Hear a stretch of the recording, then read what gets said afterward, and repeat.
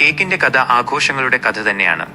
ആയിരക്കണക്കിന് വർഷങ്ങൾക്ക് മുമ്പ് പുരാതന ഈജിപ്തുകാരും ഗ്രീക്കുകാരും അവരുടെ ദൈവങ്ങളെ ആരാധിക്കാൻ തേൻ ചേർത്ത ലളിതമായ ബ്രെഡുകൾ ഉണ്ടാക്കിയപ്പോൾ തുടങ്ങിയ കഥ.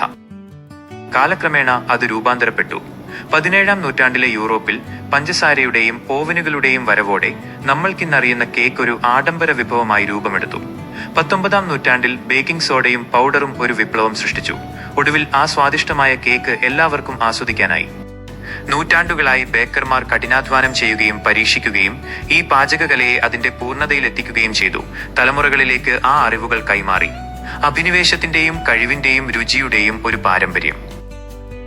ഇനിയിപ്പോൾ നിങ്ങൾക്ക് ഇതെല്ലാം അങ്ങ് ഒഴിവാക്കി നല്ല കിടിലൻ ഒരു കേക്ക് എന്റെ അടുക്കളയിൽ നിന്ന് നേരിട്ട് വാങ്ങാം. സത്യമായിട്ടും ആ വലിയ ചരിത്ര പുസ്തകം വായിക്കുന്നതെന്തിനാ? അതിലെ അവസാനത്തെ രുചികരമായ ഭാഗം കഴിക്കാമെങ്കിൽ. ഇത് അവതരിപ്പിക്കുന്നു ലാ റോസാറ്റ് കേക്ക്സ്. ചരിത്രം പഠിപ്പിച്ചല്ല, സ്നേഹം ചേർത്തുണ്ടാക്കിയത്.